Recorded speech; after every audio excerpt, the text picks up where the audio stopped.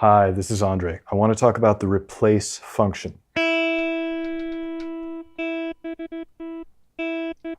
Replace takes whatever's in the loop and overwrites it with whatever you're playing for as long as you're engaging the replace button. If you hold it down a long time and then release, you can cover up the entire loop length if you hold it down for 1.6 seconds in this case. If you tap the button very briefly, you get very short sounds dropped into the loop. That's because the replace function on the Echoplex works in what's called a momentary or a sus type of function. In Echoplex terminology, a sus function is one that is only active for as long as the button is pressed down. So when I press it down, the light turns yellow. When I release, it goes back to being green. So the replace function in this case is a sus function. It's momentary. It's only active for as long as I hold down the button. So I play an open string with my right hand and tap the button. That open string is only being dropped into the loop for as long as I'm holding down the button on each occasion.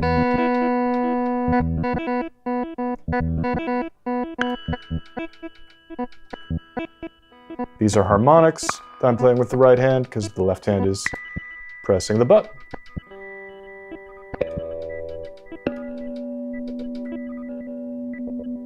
And so forth. Now, one of the things you might notice about this is that unlike overdubbing, unlike building layers, because replace completely overwrites whatever is in the loop with whatever you're playing when it's happening, you get a very different kind of effect. Let's go to overdub for a second. Let's actually create a whole new loop from scratch. I'm going to overdub a couple of notes the way we do on most looping devices. So this is okay. Not the finest loop I've ever played, but it'll do. But what you'll notice is that everything that I play is staying in the loop. And when I add new material to the loop, the old material is still being heard. So you get these very dense layers, which can be fantastic.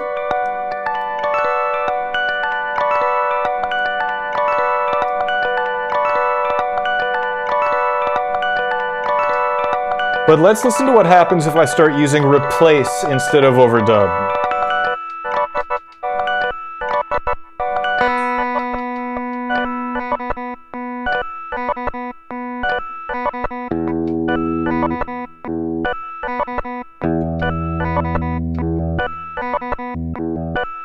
I'm going to mute that for just a second.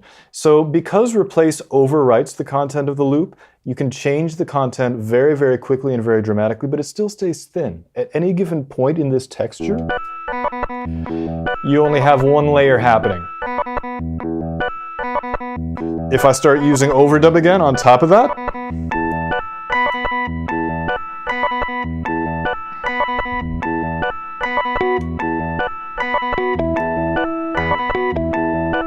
then you can still hear the older layers underneath the overdubs. If I go back to using replace,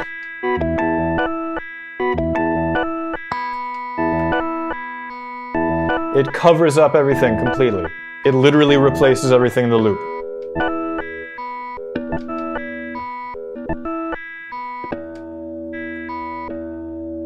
So you can get very, very quick, very dramatic changes in the sound of the loop by doing that.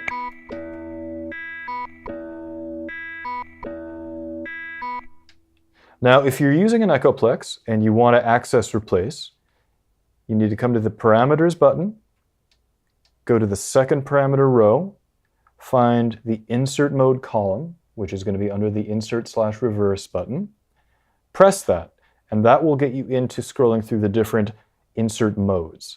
Now I have it set to replace right now, which is RPL. If you keep pushing the insert button, you can see several different insert modes. I think there are 7 of them total. You have replace, substitute, half speed, reverse, insert, sus insert, and rehearse. So they all do different things. Some of them are closely related to replace, some of them are very different. But again, in order to access it from the front panel of the Echoplex, you're going to go to the parameter button. Let's do it from scratch again. So access it from the front panel, parameter button, press, press a second time to get to the second parameter row, go to the insert column, find insert mode, press the insert button, press through it until you get to replace. And then when you get to replace, press the parameters button again until you get out of parameter editing mode and you're back to a regular loop. And then you've got access to replace.